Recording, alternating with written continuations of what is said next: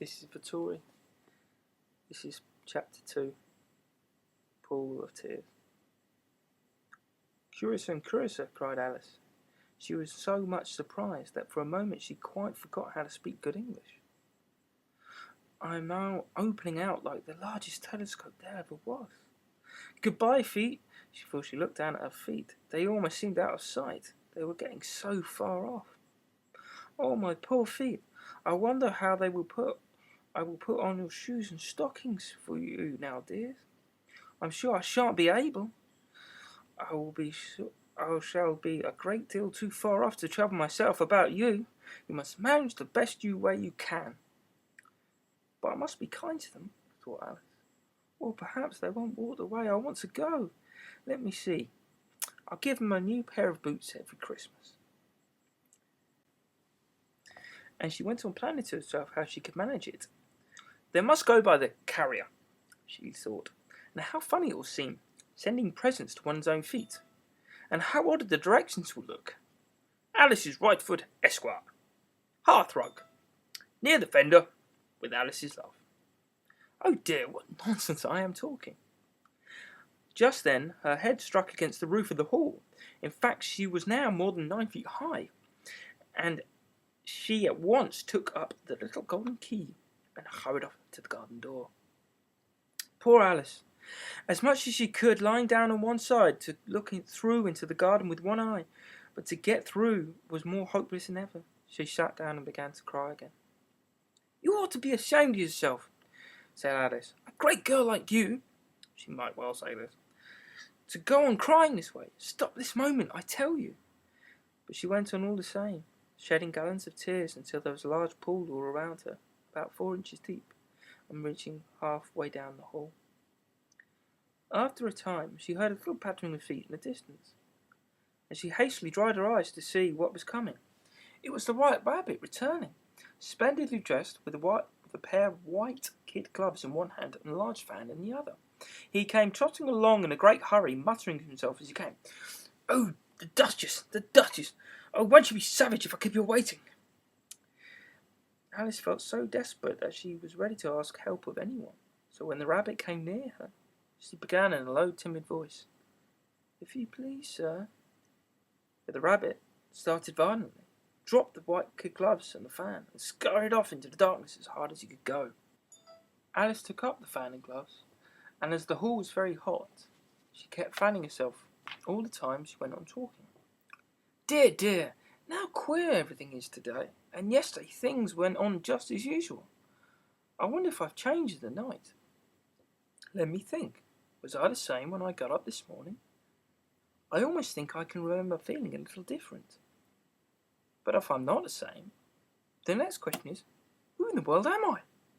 Ah, that's the great puzzle. And she began thinking over all the children she knew that were the same age as herself, to see if she could have changed for any of them. I'm sure I'm not Ada, she said, for her hair goes on in such long ringlets, and mine doesn't go into ringlets at all. And I'm sure I can't be Mabel, for I know all sorts of things. And she knows such a very little. Besides, she's she, and I'm I, and I'm I. And oh dear, how puzzling it is. I'll try if I know all the things I used to know. Let me see. 4 times 5 is 12. Or 4 times 6 is 13. And 4 times 7 is... Oh dear, but I shall never get to 20 at this rate. However, the multiplication table doesn't signify. Let's try geography. London is the capital of Paris, and Paris is the capital of Rome, and Rome... Oh no, that's all wrong. I'm certain.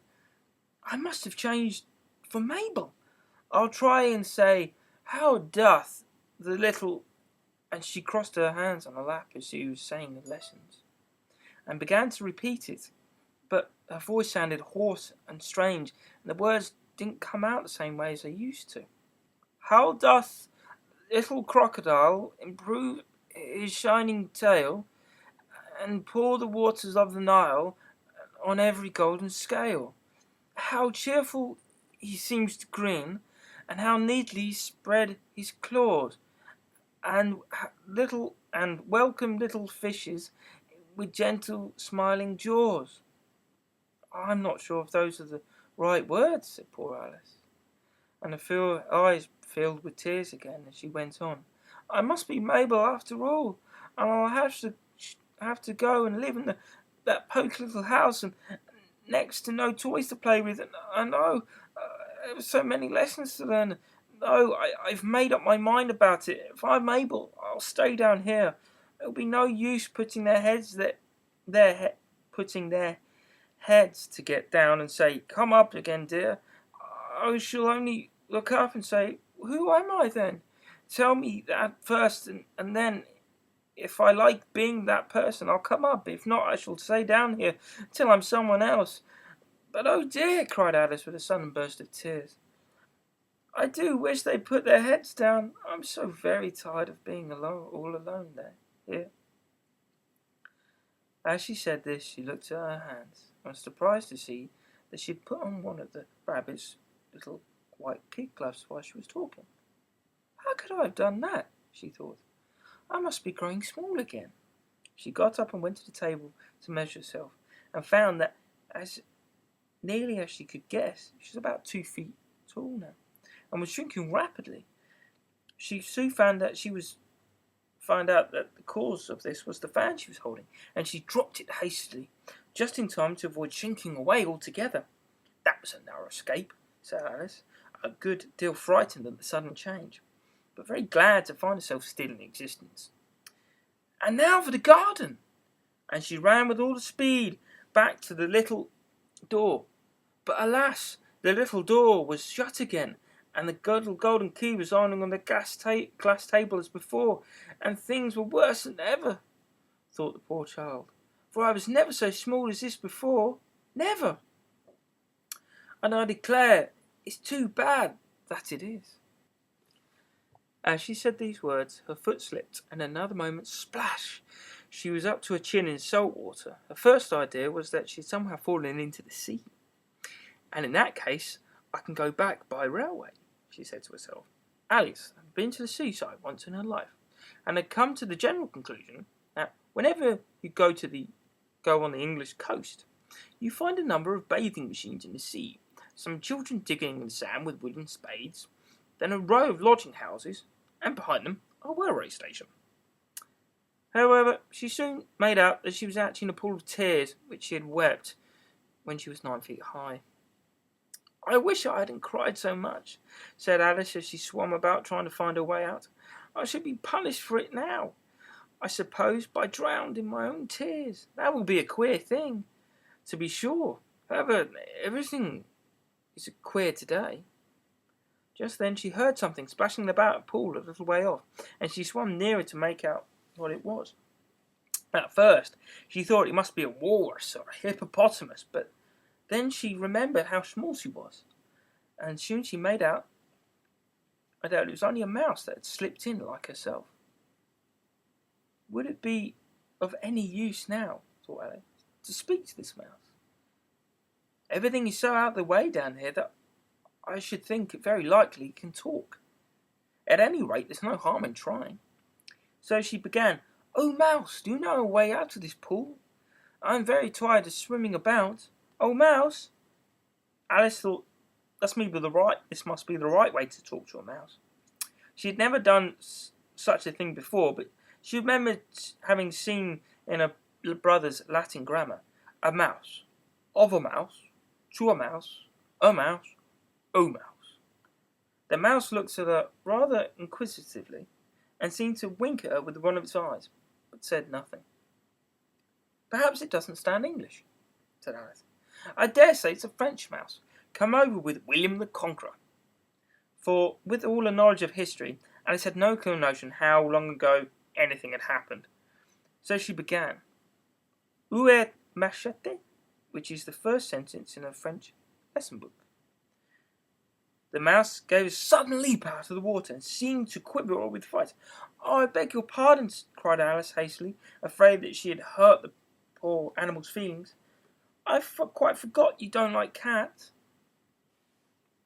Not like cats, cried the mouse in a shrill, passionate voice. Would you like cats if you were me? Well, perhaps not, said Alice in a soothing tone.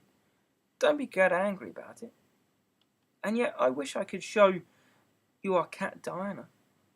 I think you'd take a fancy to cats if you could only see her. She's such a dear quiet thing, Alice went on, half to herself as she was lazy swimming around in the pool. And she sits purring so nicely by the fire, licking the paws and washing her face. And she's such a nice, soft thing to nurse. And she's quite a capital one for catching mice. I beg your pardon, Alice cried again, for this time the mouse was bristling all over. She felt certain it must be really offended. We won't talk about her any more if you'd rather not. We indeed, cried the mouse, who was trembling down to the end of his tail. And as we talk on such a subject, our family's always hated mice, nasty, low, vulgar things. Let me hear not the name again. I won't indeed, said Alice, in a great hurry to change the subject of conversation. Are you fond of dogs? The mouse did not answer, so Alice went on eagerly. There is such a nice little dog near our house. I'd like to show you. A bright-eyed little terrier, you know, with such a long, curly brown hair. It'll fetch things when you throw them, and it'll sit up and beg for its dinner, and all sorts of things. I can't remember half of them, and it belongs to a farmer, you know. And he said it's also useful. It's worth £100. He says it kills all the rats, and oh dear, said Alice in a sorrowful tone. I'm afraid I've offended it again. For the mouse was swimming away from as hard as it could go, and making quite a commotion in the pool as it went.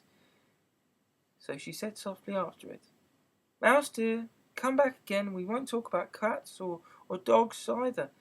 If you don't like them. The mouse heard this. It turned round and swam slowly back to her.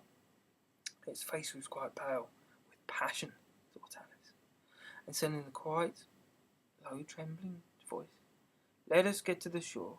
I'll tell you my history, and you'll understand why it is I hate cats and dogs. It was high time to go, for the pool was getting quite crowded with birds and animals that had fallen into it. There was a duck and a dodo, a lory and an eaglet, and several other curious creatures. Alice led the way, and the whole party swam to shore. Chapter 3. Coming soon.